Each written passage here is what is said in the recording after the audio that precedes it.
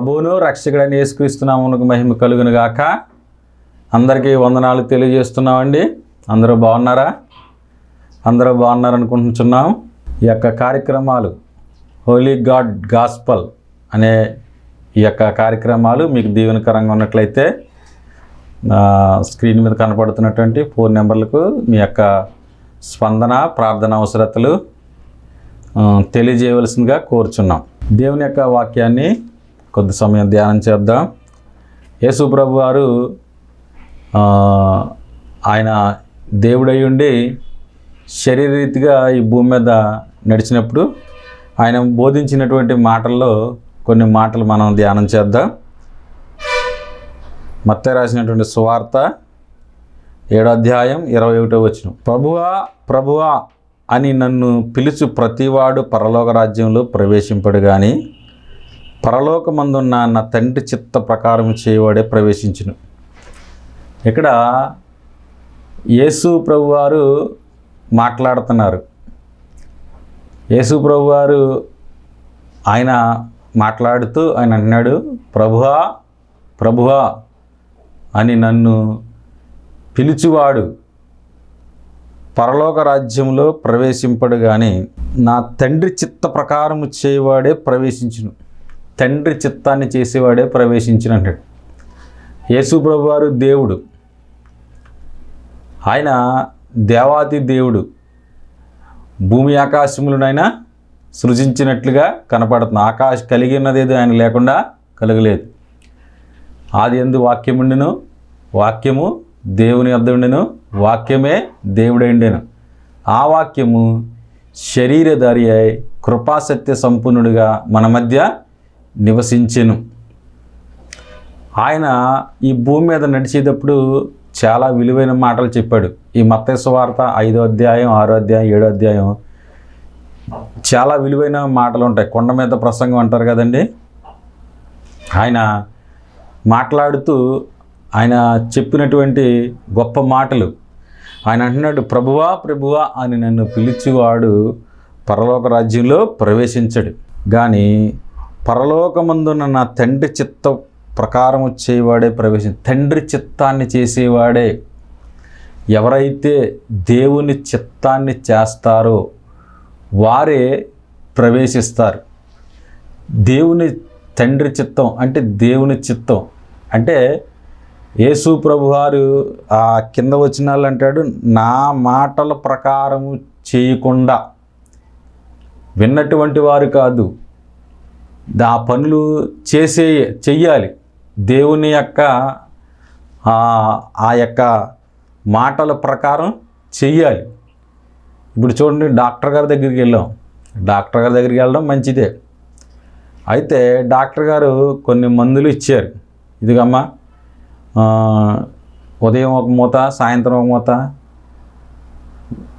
వేసుకుని ఇది తాగు, నీకు స్వస్థ వస్తుందని చెప్తే వెళ్ళావు. కానీ ఆ డాక్టర్ గారు ఇచ్చినటువంటి ఆ మెడిసిన్ వాడలేదు. నువ్వు ఆ మెడిసిన్ వాడకపోతే దానివలన మరలా డాక్టర్ గారి దగ్గరికి వెళ్ళి, డాక్టర్ గారు నాకు తగ్గలేదండి అంటే ఆయన ఏమంటాడు, అమ్మా నేను మొన్న ఇచ్చినటువంటి మెడిసిన్ వాడావా అని అడిగితే వాడలేదండి అంటే, మరి వాడాలి కదమ్మా, మరి వాడకుండా తగ్గలేదంటే ఎలాగ, ముందు అది వాడురా అంటాడు ఆయన. అంటే కాదండి, మీ మీద నమ్మకం లేదండి, మిమ్మల్ని నమ్మలేకపోయానండి, లేకపోతే అది వాడలేదండి అని అంటే అది కరెక్ట్ కాదనమాట. ఇక్కడ యేసు ప్రభువారు ఆయన అంటున్నాడు, మీరు ప్రభువా ప్రభువా అని పిలుస్తున్నారు కానీ మీరు పరలోక రాజ్యం వచ్చారు. ప్రభువా ప్రభువా అంటే వచ్చారు. దెయ్యాలు కూడా నీవే సజీవుడు అయిన దేవుని కుమారుడు అన్నాయి, సర్వోన్నతుడైన దేవుని కుమారుడు అన్నాయి. దెయ్యాలు కూడా దేవుణ్ణి పొగిడి, కానీ దెయ్యాలు దేవుని చిత్తాన్ని చెయ్యవు, దేవునికి లోబడవు. అలాగే చాలామంది కూడా గొప్ప దేవుడండి, పరిశుద్ధుడండి, ప్రేమ కలిగిన దేవుడండి అంటారు కానీ ఆ దేవుని యొక్క ఆ నియమాల్లో, దేవుని యొక్క ఆజ్ఞలలో నడవకుండా జీవిస్తారు. దాని వలన ఏ విధమైనటువంటి ప్రయోజనము లేదు. గనుక మనము ఏంటంటే దేవుని యొక్క ఆ నియమాల్లో జీవించడానికి ప్రయత్నం చెయ్యాలి, చేస్తూ ఉండాలి. ఇక్కడ ఆయన అదే చెప్తున్నాడు, ప్రభువా ప్రభువా అని పిలిచి ప్రతివాడు పరలోక రాజ్యంలో ప్రవేశించడు కానీ పరలోకమందున్న నా తండ్రి చిత్త ప్రకారము చేయవాడే ప్రవేశించిన. దేవుని చిత్తాన్ని చేసేవాడే ప్రవేశిస్తాడు. దేవుని చిత్తాన్ని చేయకుండా, తండ్రి చిత్తాన్ని చేయకుండా పరలోక రాజ్యం వెళ్ళిపోతాం అనేది అది వాక్యానికి విరుద్ధమైనటువంటి బోధ. చాలామంది చూడండి, సరి అయిన జీవితాన్ని జీవించకుండా నేను పరలోకం వెళ్ళిపోతాను అని చాలామంది అనుకుంటూ ఉంటారు. వాళ్ళు భ్రమపరచు ఆత్మ. చాలామందిని భ్రమపరుస్తూ ఉంటుంది ఆత్మ. చాలామందికి ఆ భ్రమపరచు ఆత్మ వచ్చి భ్రమపరుస్తూ ఉంటుంది. వాడికి సరైనటువంటి ప్రార్థనా జీవితం ఉండదు, సరైన వాక్యానుసారమైన జీవితం ఉండదు, సాక్షికరమైన జీవితం ఉండదు, పరిశుద్ధ జీవితం ఉండదు. ఏమీ లేకుండానే నేను వెళ్ళిపోతాను దేవుని యొద్దకి అని చాలామంది అంటూ ఉంటారు. అది కరెక్ట్ కాదనమాట. ఇక్కడ ఆయన చెప్తున్నాడు, తండ్రి చిత్తాన్ని చేయకుండా ప్రవేశిస్తాం అనేది అది జరగదు అని యేసుప్రభు గారి మాటలు ఎంతో గొప్పవి. ఆయన అంటాడు, భూమి ఆకాశము గతించినా కానీ ఈ మాటలు గతించవు. ఆయన శిష్యులతో చెప్పాడు, ఈ స్వార్థ సకల జనులకి ప్రకటింపబడదని చెప్పాడు. 2025 సంవత్సరాల క్రితం ఆయన చెప్పాడు, ఈ స్వార్థ సకల జనులకి ప్రకటింపబడుతుందని చెప్పాడు. ఇప్పటికీ ప్రకటింపబడతానే ఉంది. ఆయన నిజమైన దేవుడు కాదంటారా? ఆయన అంటాడు, నా మాటలో ఒక సున్నైన పొల్లైన అంటే ఆయన మాటకి ఎంత శక్తి ఉందో చూడండి. ఆయన చెప్పాడు, ఆయన చెప్పినట్టుగా జరుగుతుంది. ఏదైనా ఆయన నోటి నుంచి ఒక మాట బయలు వెళ్ళిందంటే ఆ మాట ప్రకారమే జరుగుతుంది. మనకలాగా గాలి మాటలు మాట్లాడేవాడు కాదు దేవుడు.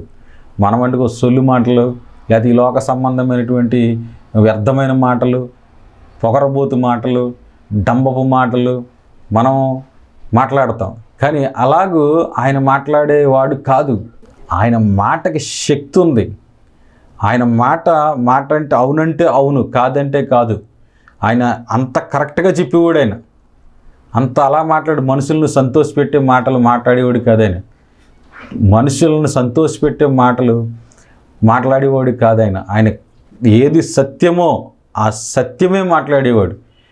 ఏది కరెక్ట్ అదే మాట్లాడేవాడు ఆయన. ఇక్కడ అదే చెప్తున్నాడు ఆయన, మీరు ప్రభువా ప్రభువా నన్ను పిలిచెత్తి పరలోకం వచ్చారు. మీరు దేవుని చిత్తాన్ని చేస్తేనే, తండ్రి చిత్తాన్ని చేస్తేనే పరలోకం వస్తారు అని చెప్తున్నాడు. మరి దేవుని చిత్తాన్ని మనం చేసే వారంగా ఉండాలి. మళ్ళీ అంటున్నాడు ఆయన, ఆ దినములో అనేకులు నన్ను చూసి ప్రభువా ప్రభువా మేము నీ నామమున ప్రవచించలేదా? ఏం చేశారంట? నామాన్న ప్రవచించారంట. నీ నామమున దెయ్యమును వెళ్ళగొట్టలేదా? నీ నామములు అనేక అద్భుతములు చేయలేదా అని చెప్పుదురు. అనేకులు అంటారంట, అయ్యా నీ నామాన్ని మేము అది చేయలేదా, నీ నామాన్ని ఇది చేయలేదా, నీ నామాన్ని అది చేయలేదా అని చెప్తారంట. ఆయన అంటున్నాడు మళ్ళీని, చూడండి, దొంగ బోధకులు, దొంగ అపోస్తలులు, దొంగ ప్రవక్తలు ఎలాగో ముందే చెప్పాడు బైబిల్లో. మనం ఈ లోకంలో కనపడుతూ ఉంటుంది చాలామంది సరైనటువంటి జీవితం లేకుండా, సరైన సాక్ష్యం లేకుండా, సరిగ్గా బ్రతకకుండా, ఇష్టానుసారంగా జీవిస్తూ వారు బ్రతుకుతూ దేవుని యొక్క ఆ గొప్పతనాన్ని తగ్గించేలాగా బ్రతుకుతారు చాలామంది. వారి వలన దేవుడు అవమాన పాలు. ఆయన అంటాడు ఒక దిక్కున ఒక వాక్యం, మీ నిమిత్తమే కదా నా నామం అవమాన పాలు అవుతుంది అంటాడు. చాలామంది జీవితాల్లో అలాగ అవమానకరంగా బతుకుతారు. నేను ఒకసారి ఒక ఆయన కూరగాయలు కొట్టుకాడికి వెళ్ళి కూరగాయలన్నీ ఏం చేసుకుని ఆ కూరగాయలని డబ్బులు అడుగుతుంటే, హే నేనే పాస్ట్ గారినే, నేను కూరగాయలని డబ్బులు అడుగుతున్నావేంటి అంటున్నాడు ఆయన. కూరగాయలన్నీ ఏం చేసుకుని నేను పాస్ట్ గారిని డబ్బులు అడుగుతున్నాను నేను అని సబ్జెక్టుకి వెళ్ళిపోతున్నాడు. ఇప్పుడు పాస్ట్ గారిని కూరగాయలని డబ్బులు ఎట్టి వెళ్ళిపోతే ఆ కూరగాయలు కొట్టి ఆయన అంటున్నాడు, నువ్వు పాస్ట్ గారు అయితే నాకేంటి, నాకు డబ్బులు అంటే నేను పాస్ట్ గారు, నేను డబ్బులు ఇస్తావేంటి అని వెళ్ళిపోతున్నాడు ఆయన. అప్పుడు ఆయన ఎన్ని తిట్టుకుంటున్నాడు. ఆయన పాస్టర్ అయితే నాకు సంబంధం ఏంటి, నా కూరగాయలు ఎట్టుకెళ్ళిపోతున్నాడా అని తిట్టుకోండి. చూడండి, ఏం చేస్తే అది అవమానకరంగా ఉంటుంది. దేవుని నామాన్ని మనము, మన వలన దేవుని నామాన్ని అవమానం. ఒకవేళ నీకు లేకపోయినా, ఆ పూటకి లేకపోయినా పస్తు ఉండడం మంచిది, అంతేగాని అలాగ దౌర్జన్యంగా వెళ్ళి తెచ్చుకుని దేవునికి అవమానము తీసుకురాకూడదు. చాలామంది అవమానకరంగా నడుస్తున్నారు. చాలాసార్లు చూసినప్పుడు బాధేస్తూ ఉంటుంది. చాలాసార్లు ఒక్కొక్కసారి హాస్పిటల్కి వెళ్ళినప్పుడు, గవర్నమెంట్ హాస్పిటల్కి కానీ లేదా ఏదైనా హాస్పిటల్కి వెళ్ళినప్పుడు చాలామంది ప్రార్థనలు చేస్తామని వస్తారు. ప్రార్థనలు చేస్తామని వచ్చి వాళ్ళ వ్యాధులతోటి బాధలతోటి వాళ్ళ మంచాల మీద పడి ఉంటే వీళ్ళకి ప్రార్థన చేస్తారు. ప్రార్థన చేసి మళ్ళీ వాళ్ళ ఎదురుగుండా బైబిల్ తెరిచి అందులో కానుకెట్టమని వారు ఇండైరెక్ట్గా, కొంతమంది డైరెక్ట్గా కూడా అడిగేస్తారు. మళ్ళీ అంటే బైబిల్ అనేది వాళ్ళకు 10 రూపాయలు 20 రూపాయలు అందులో పెడితే మళ్ళీ తీసుకుంటారు. అది దేవునికి మన వలన అవమానం వచ్చేలాగా మనం జీవించకూడదు. దేవునికి మన వలన ఆయనకి రెస్పెక్ట్ రావాలి. అంతేగాని ఇలాగా బైబిల్ పట్టుకున్నాడు బతకలేక, చాలామంది అంటారు బతకలేక బైబిల్ పట్టుకున్నాడు, ఇంకా ఆడికి ఏం చేయాలో తెలియదు, ఏ పని లేదు, అందుకే బైబిల్ పట్టుకున్నాడు, బైబిల్ పట్టుకుని బతుకుతాకి వెళ్తున్నాడు అన్నట్టుగా మన జీవితాలు ఉండకూడదు. దేవుని నామాన్ని మహిమకరంగా ఉండాలి, ప్రార్థన చేసుకోవాలి, దేవుని వాక్యాన్ని చదువుకోవాలి, సువార్త చెప్పడం మంచిదే. కానీ ఆశించకుండా చేస్తే దేవుడే మనకి సహాయము అనుగ్రహిస్తాడు. ఏలియాను పోషించిన దేవుడు ఉన్నాడు. ఏలియాను పోషించిన దేవుడు మనల్ని కూడా పోషిస్తాడు, మనకే సహాయము చేస్తాడు. కనుక ఇక్కడ ఆయన అంటున్నాడు, మీరు ఆ దినమున అనేకులు నన్ను చూసి ప్రభువా మేము నీ నామమున ప్రవచించలేదా, నీ నామమున దెయ్యమును వెళ్ళగొట్టలేదా, నీ నామమున అనేకమైన అద్భుతాలు చేయలేదా అంటే చూడండి, అలా అడుగుతున్నారు. చాలామంది కూడా ఆయన దగ్గరికి వచ్చి అడుగుతున్నారంట, నీ నామాన్ని అది చేయలేదా ప్రభువా, నీ నామాన్ని ఇది చేయలేదా. వాళ్ళు హృదయంలో ఎప్పుడూ కూడా ధనాపేక్ష కలిగిన హృదయంతోనే సేవ చేశారు, లేకపోతే ఏదో ఆశించి సేవ చేశారు. పేరు ప్రఖ్యాతులు ఆశించడమో, ధనాన్ని ఆశించడమో, లేకపోతే ఇంకో ఏదో ఆశించే సేవ చేశారు తప్ప క్రీస్తు మెప్పు కోరుకొనలేదు. చాలామంది క్రీస్తు దేవునికి రావాలి మహిమ నా వలన అన్నట్టుగా జీవించలేదు. ఎంతసేపు వాళ్ళ స్వలాభం కోసం, వాళ్ళకి కావలసినటువంటి ధనం కోసం. నిజంగా హాస్పిటల్లో సేవ చేయడం నీకు భారం అయితే అది దేవుని చిత్తం. ఒకవేళ దేవుడు నిన్ను దానికే పిలిస్తే అది మంచిది. కానీ నువ్వు డబ్బుల కోసమే హాస్పిటల్లోకి రోగుల దగ్గరికి వెళ్ళి వాళ్ళు ఇబ్బంది పెట్టి వాళ్ళందరూ తిట్టుకుంటారు. చాలామంది మేమే బాధలు పడదంటే మా దగ్గరికి వచ్చి డబ్బులు అడుక్కుంటున్నారు అని చాలామంది తిట్టుకున్న వాళ్ళు ఉన్నారు. కాబట్టి మనము దేవుడు నిన్ను ఆ పరిచర్యకి పిలిస్తే అది చేయడం మంచిదే. కానీ దేవుడు పిలవకుండా కేవలం డబ్బుల కొరకే, ధనం కొరకు మనం సేవకు రాకూడదు. బ్రతకలేకో లేకపోతే ధనం కొరకు మరి దేని కొరకు సేవకు రాకూడదు. దేవుడు పిలిస్తే సేవ చేయాలి. దేవుడు ఎప్పుడు పిలుస్తాడంటే నువ్వు సోమరోడుగా ఉంటే దేవుడు పిలవడు. నువ్వు ఏదో ఒక పని చేసుకుంటూ ఉండాలి ఈ భూమి మీద. నువ్వు ఏదో ఒక పని చదువుకుంటామో, లేకపోతే ఉద్యోగం చేసుకుంటామో, లేకపోతే ఏదో పని. అపోస్తలులందరినీ పిలిచినప్పుడు కూడా వారు ఏదో పని చేసుకుంటూ ఉంటేనే దేవుడు వారిని పిలిచాడు. పేతురాళ్ళ చేపలు పట్టుకున్నప్పుడు పిలిచాడు, ఎలీషా దున్నుతున్నాడు పిలిచాడు. అలాగే దేవుని పని అపోస్తలుడైన పౌలు తను సంఘాన్ని హింసిస్తూ ఉన్నప్పుడు ఏదో పని, అంతేగా సోమరోడుగా ఉన్నవాడిని దేవుడు ఏమీ పిలవడు, దేనికి పనికిరా. మొన్న ఒక ఆవిడ అంటుంది, నన్ను అయ్యగారు ఇదిగో ఈయన్ని కూడా మీకు కూడా తీసుకెళ్ళండి అంటుంది. ఎందుకమ్మా అంటే ఈయన ఏ పని చేస్తలేదు, ఇంటికాడే ఉంటున్నాడు, మీకన్నా ఉపయోగపడతాడేమో మీరు తీసుకెళ్ళండి అంటుంది ఆవిడ. ఎవరికి ఉపయోగపడలేని వ్యక్తి అంట దేవునికి ఉపయోగపడతాడేమో తీసుకెళ్ళండి అన్నట్టుగా మాట్లాడు. అంటే మంచిదాన్ని దేవుడికి ఇవ్వడానికి ఇష్టపడరు. ఎవరికి ఇష్టం, ఎవరికి అక్కర్లేనిది, లేకపోతే ఎవరికి ఇబ్బందికరంగా ఉన్నది, కుటుంబంలో ఇబ్బందికరంగా ఉన్నవాడిని, అలాంటి వాళ్ళని మీరు తీసుకెళ్ళండి, దేవుడి కన్నా ఉపయోగపడతారేమో అని అంటారు. కానీ అది కరెక్ట్ కాదనమాట. మనం శ్రేష్టమైనది దేవునికి ఇవ్వాలి. హల్లెలూయా. మనం దేవునికి ఇచ్చేది శ్రేష్టంగా ఉండాలి. చాలామంది ఈ పరసలో తీసి చిరిగిపోయిన కాగితాలు, బాగా తక్కువ ఉన్న కాగితాలు, బాగా విలువలేని 10 రూపాయలు 20 రూపాయలు ఇలాంటి కాగితాలు, ఇలాంటి చిరిగిపోయింది అలాంటి కానుక బాక్సులు వేస్తారు. మనం ఇచ్చేది దేవుని సేవకుడికి కాదు, దేవునికి. అది గుర్తించుకోవాలి. మనం ఇచ్చేది దేవుని సేవకుడికి కాదు, మనం ఇచ్చేది దేవునికి. మనం ఇచ్చే అర్పణ దేవునికి. మన అర్పణ చూసేది దేవుడు, మనకి అనుగ్రహించేది దీవెన మరలా దేవుడు. పాస్టర్ గారు మనకి ఏమి ఇవ్వలేడు, మనకి ఇచ్చేది దేవుడు. దేవుడు చూస్తాడు, మన హృదయాన్ని చూస్తాడు. నువ్వు ఏ నోటు వేస్తున్నావో ఆయన చూస్తాడు.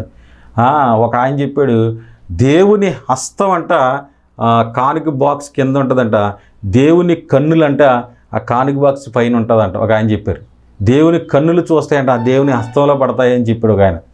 అంటే చూడండి, మనం ఇచ్చేది శ్రేష్టమైనది ఇవ్వాలి, అంతేగాని శ్రేష్టం కానిది ఇస్తూ మనము ఏదో చేసేసాం అనుకుంటే అప్పటికి మనం దీవెన చేసిన దాన్ని బట్టి మనకు దీవెన రావాలి. ఇప్పుడు కయ్యేను హేబేలు ఉన్నారు. కయ్యేను హేబేలు అర్పణ పట్టుకెళ్ళారు. అర్పణ పట్టుకెళ్తే కయ్యేను అర్పణ దేవుడు అంగీకరించలేదు, హేబేలు అర్పణను దేవుడు అంగీకరించాడు. అంటే అర్పణను అంగీకరించేలాగా అర్పించాలి, అర్పణను అంగీకరించకుండా ఉండేలాగా అర్పించడం కాదు, అంగీకరించేలాగా, దేవుడు అంగీకరించేలాగా ఉండాలి. నువ్వు 10 రూపాయలు వేయచ్చు, నీకున్న దాంట్లో శ్రేష్టమైనది నువ్వు శ్రేష్టమైనది దేవునికి ఇవ్వాలి. భేద విధవరాలు 2 కాసులే వేసింది, తన జీవనమంతయు వేసింది అంటాడు యేసుప్రభు గారు. అంటే చూడండి, మనము దేవుని యొక్క చిత్తాన్ని చేస్తున్నామా లేదా, దేవుని చిత్తాన్ని చేసేవారంగా ఉన్నామా లేదా, దేవుని చిత్తాన్ని చేయకుండా మనం పరలోకం వెళ్ళిపోదామంటే ఆయన అంటున్నాడు, మీరు ప్రవేశించరు. మన భక్తి జీవితం అంతా ఎందుకండి? క్రైస్తవ జీవితం అంటే ఇది ఇరుకు మార్గం. తిట్టిన వారిని తిట్టకూడదు, కొట్టిన వారిని కొట్టకూడదు, ప్రేమించాలి, వారిని ఎంతో గౌరవించాలి. మనల్ని ఒకవేళ ఎవరైనా గాయపరిచినా కూడా క్షమించాలి, మిమ్మల్ని హింసించే వారి కొరకు ప్రార్థన చేయడి. ఎంత కష్టమైన మార్గం తెలుసా ఇది? యేసు ప్రభు వారు అన్ని గాయాలతో కూడా సిలువలో వేలాడుతూ, తండ్రి వీరేమి చేయుచున్నారు ఎరుగరు కనుక వీరిని క్షమించు అని చెప్పాడు ఆయన. అంత గొప్ప దేవుడి యొక్క మాదిరిని కలిగినటువంటి ఆ బిడలం మనం. క్రైస్తవులంటే మాటలు కాదు, ప్రేమించేవారు, తనను గాయపరిచినా కూడా క్షమించేవారు కనుక అటువంటి బిడలం అన్నమాట మనం. మరి ఇంత కష్టమైనటువంటి మన భావోద్రేకాల కన్నా దేవుని ఘనతే మనకే. మనల్ని ఎవరైనా దూషించినా కూడా మీరు ప్రతిదోషణ చేయొద్దు, మీరు వారిని దీవించండి, కీడుకు ప్రతి కీడు ఎవరికి చేయొద్దు, దేని గురించి తీర్పు తీర్చొద్దు, నేనున్నాను, నేను చూసుకుంటానని దేవుడు అన్నాడు. కాబట్టి ఇది ఇరుకు మార్గం. ఇరుకు మార్గంలో ఉన్న మనము దేవుని చిత్తాన్ని చేసేలాగా ఉండాలి. ఎప్పుడు కూడా దేవుని చిత్తాన్ని మనం చేసేలా, దేవుని వాక్యాన్ని చదవాలి. దేవుని వాక్యాన్ని చదివితే దేవుని చిత్తం ఏంటన్నది మనకు అర్థమవుతూ ఉంటుంది. దేవుడు నా ఎడల ఆయన చిత్తం ఏంటి, ఆయన ఉద్దేశం ఏంటి. జనరల్గా దేవుని చిత్తం అనేది ఒక 70% మంది వరకు అందరికీ ఒకటే ఉంటుంది. ఓ 30% మాత్రం వారి జీవితంలో దేవుని చిత్తం ఏంటి, వారు పాటలు పాడాలా, లేకపోతే వాళ్ళు ప్రసంగం చేయాలా, వారు పరిచర్య చేయాలా, లేకపోతే వారు ఉద్యోగం చేసుకుంటూ సేవ చేయాలా అనేది బయలుపరచబడుతుంది. ఈ 70% దేవుని చిత్తాన్ని వారు చేసినప్పుడు ఉన్న 30% వారి జీవితంలో ఫుల్ఫిల్ అవుతుంది. అయితే ఈ 70% దేవుని చిత్తాన్ని చేయకుండా ఆ 30% చేయడం అనేది అది కరెక్ట్ కాదనమాట. మనం బైబిల్ గ్రంథాల్లో మనం చూసుకుంటే దేవుని చిత్తం అనేది ఒక 2 మాటలు నేను చెప్తాను. దేవుని చిత్తం ఏంటన్నది ఇక్కడ తెసలోనికలకు రాసినటువంటి పత్రిక 4వ అధ్యాయంలో అక్కడ ఉంటుంది, తన శరీరము జారత్వమునకు దూరంగా ఉండుటే దేవుని చిత్తం. శరీరాన్ని కాపాడుకున్నటే దేవుని చిత్తం. జారత్వమునకు దూరంగా ఉండుటే దేవుని చిత్తం. ఈ శరీరాన్ని కాపాడుకుంటే దేవుని చిత్తం అంట. బైబిల్ ఎప్పుడు కూడా పరిశుద్ధతగా ఎప్పుడు పెద్దపీట వస్తుంది. అందుకని ఇది పరిశుద్ధ గ్రంథం. ఎవరు పాపాలు చేశారన్నది బయలుపరిచింది తప్ప ఇది పరిశుద్ధ గ్రంథం. హాస్పిటల్లో చూడండి, హాస్పిటల్ అంటే ఏంటి? రోగాలతో వచ్చినటువంటి బాగు చేసి పంపిస్తారు. అలాగే పరిశుద్ధ గ్రంథాలు ఎవరెవరు పాపాలు చేశారన్నది రాసేసాడు. ఒకవేళ మంచి పనులే రాసి చెడ్డ పనులు రాయకపోతే ఇది పరిశుద్ధ గ్రంథం అయ్యేది, సత్య గ్రంథం అయ్యేది కాదనమాట. ఎవరు పాపాలు చేసినా కూడా రాశాడు ఆయన. లోతు పాపం చేసినా రాశాడు, దావీదు పాపం చేసినా రాశాడు, మరో ఒకరు సంసోను పాపం చేసినా, ఎవరు చేసినా వారు మంచి చెడ్డ కూడా రాశాడు ఆయన. కనుక ఇక్కడ పరిశుద్ధత తన ఘటమును ఎట్లు కాపాడు ఎరిగి ఉండుటే దేవుని చిత్తం. దేవుని యొక్క ఆ పరిశుద్ధతలో మనం వెళ్ళాలి. ఈ దేహము దేవుని ఆలయం. దేవుని చిత్తాన్ని చేయడం అంటే శరీరాన్ని కాపాడుకోవాలి. ఈ శరీరాన్ని మనము కాపాడుకోవాలి. జారత్వానికి దూరంగా ఉండాలి, వ్యభిచారానికి దూరంగా ఉండాలి. ఒక స్త్రీ ఒక పురుషుడితోనే తన జీవితకాలం ఉండాలి. ఒక స్త్రీ తన భర్తతోనే జీవితకాలం అంతా ఉండాలి.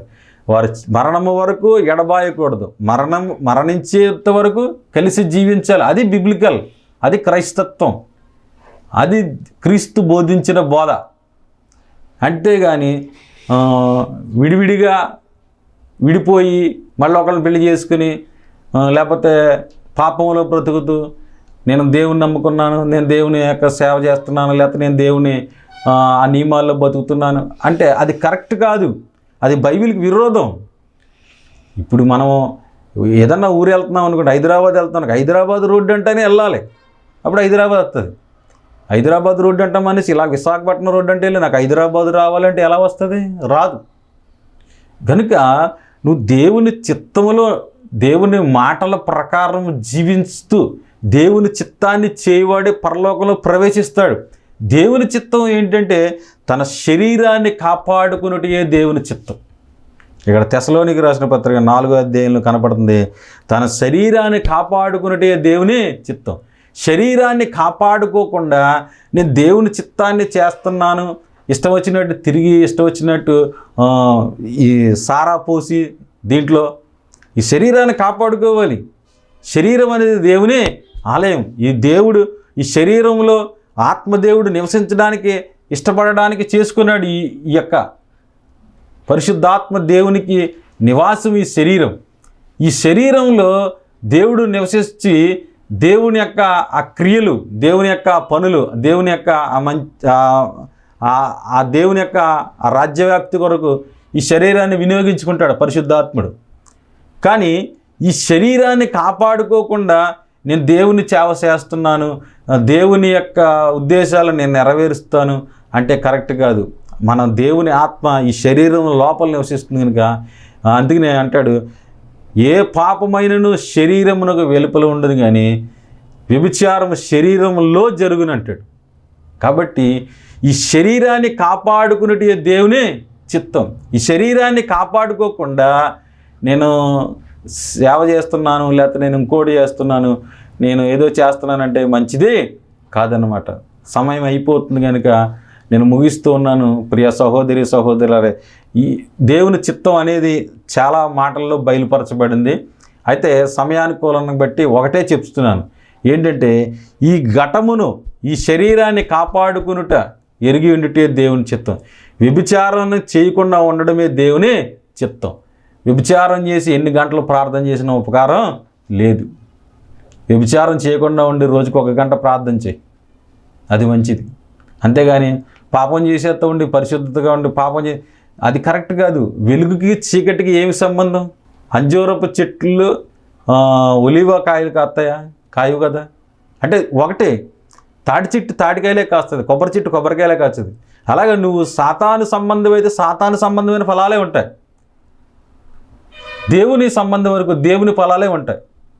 రెండు కలిసి ఉండవు. ఉప్పు నీరు తీయ నీరు ఉండదు అంటాడు కదా. అలాగే నీవు దేవుని యొక్క ఆ ఉద్దేశంలో, దేవుని యొక్క ఆ చిత్తంలో నీవు ఉన్నట్లయితే కనుక దేవుని యొక్క ఆ ఉద్దేశాలు నీలో నిలబడి ఉంటే కనుక నువ్వు శరీరాన్ని కాపాడుకుంటావు. శరీరాన్ని కాపాడుకుని దేవుని వాక్య ప్రకారము నువ్వు జీవిస్తావు. శరీరాన్ని కాపాడుకోకుండా ఇష్టానుసారమైన జీవితాన్ని జీవిస్తూ, త్రాగుతూ, వ్యభిచారం చేస్తూ, శరీరం లోపలికి వ్యర్థమైన డ్రగ్స్ పంపిస్తూ, నేను దేవుని యొక్క చిత్తాన్ని చేస్తున్నాను, నేను పరలోకం వెళ్ళిపోతున్నాను అని చెప్పుకుంటే నువ్వు అవివేకివి. నువ్వు ఎవరినో మోసం చేయట్లేదు, నీకు నువ్వే మోసపోతున్నావు. మోసపోకుడు దేవుడు విక్కిరింపబడడు, నీకు నువ్వే మోసపోతున్నావు అన్నమాట. కనుక సహోదరి సహోదరుడా, ఈ దినమున దేవుని వాక్యం సెలవిస్తూ ఉంది, నీ శరీరాన్ని కాపాడుకోవటమే దేవుని చిత్తం. ప్రభువా ప్రభువా అని పిలిచి ప్రతివాడు పరలోక రాజ్యంలో ప్రవేశించడు కానీ తన యొక్క తండ్రి చిత్తాన్ని చేయడు తండ్రి చిత్తం అంటే ఏంటి? తన శరీరాన్ని కాపాడుకుంటే దేవుని చిత్తం. వ్యభిచారం చేయకుండా ఉండటమే దేవుని చిత్తం. కనుక మీరు దేవుని వాక్య ప్రకారం జీవించడానికి ఇష్టపడండి. చారా స్త్రీ ఛాయకు పోకము, దాని వలన వచ్చు ఫలము ముసిని పండినంత చేదు అంటాడు సామెతలు. అంటే అంత చేదు వస్తుంది దానివల్ల. కుటుంబాలను నాశనం అయిపోతాయి, జీవితాలు నాశనం అయిపోతాయి. కాబట్టి అలాంటి పనులు చేయకండి. దేవుని వాక్యములో, ప్రార్థనలో గడపండి. దేవుని శక్తి వస్తుంది. అప్పుడు చెడు వ్యసనాలను జయించే ఆ శక్తి నీకు వస్తుంది. పరాస్త్రీ వైపు చూడకుండా ఉన్నటువంటి భార్యతోనే నువ్వు సంతోషంగా నువ్వు జీవించాలి. ఇదే దేవుని చిత్తం అని బైబిల్ సెలవిస్తుంది. ఎప్పుడైతే అలాగూ దేవునికి భయపడి నువ్వు జీవిస్తున్నావో అప్పుడు దేవుడు నిన్ను పరలోకంలో చేర్చుకుంటాడు. నాకు భయపడి అతడు జాగ్రత్తగా జీవించాడు కనుక పరలోకంలో ఇతనికి చోటు అని అప్పుడు దేవుడు అతన్ని చేర్చుకుంటాడు. అంతేగాని ఇష్టానుసారంగా జీవించి పరలోకం వెళ్దామని చూస్తే దేవుడు రేపొద్దున అవకాశం ఇవ్వడు. ప్రియా సహోదరి సహోదరులారా, ఎవరైనా సరే ఇక్కడ యేసుప్రభు గారు ఖచ్చితంగా చెప్పు, ప్రభువా అని పిలిచేవాడు రాడు. ఎవరు వస్తారంటే తండ్రి చిత్తం. తండ్రి చిత్తం ఏంటి? శరీరాన్ని కాపాడుకుంటూ దేవుని చిత్తం. ఇంకా చాలా చిత్తాలు ఉన్నాయి. దేవుని చిత్తం అయితే మరి వచ్చే వారం ఇంకొక చిత్తం గురించి ఏదైనా చెప్తాను. కాబట్టి ఈ కార్యక్రమాలు మీకు దీవెనకరంగా ఉన్నట్లయితే మీరు కార్యక్రమాలు ప్రోత్సహించవలసిందిగా కోరుచున్నాం. ప్రార్థన చేసుకుందాం. పరిశుద్ధుడు అయిన తండ్రి, కృపగలిగిన యేసయ్యానికి స్తోత్రాలు. నిన్ను స్తుతిస్తున్నాం. ప్రభువా అని పిలిచేవాడు పరలోక రాజ్యంలో ప్రవేశించడు కానీ తండ్రి చిత్తాన్ని చేయవాడు ప్రవేశిస్తాడు అని నీ వాక్యం సెలవిస్తుంది. ప్రభువా అయ్యా దేవా, నన్ను ఎవరైనా తెలుసో తెలియకో బిడ్డలు తప్పు చేస్తుంటే క్షమించండి. నీ కృప చూపించండి. బిడ్డలకు మేలు చేయండి, సహాయం దయచేయండి. దావీదుని క్షమించిన దేవుడా, దేవా నాయన ఎవరైనా తప్పు చేసి ఉంటే దయతో క్షమించమని, ఇక నుంచైనా పరిశుద్ధంగా జీవించడానికి సహాయం దయచేయండి. బిడ్డలను దీవించమని, ఆరోగ్యాలు దయచేయమని ప్రభువును రక్షకుడు నజరేయుడైన యేసుక్రీస్తు నామమున ప్రార్థన చేస్తున్నాం పరమ తండ్రి. ఆమేన్. అందరికీ వందనాలు.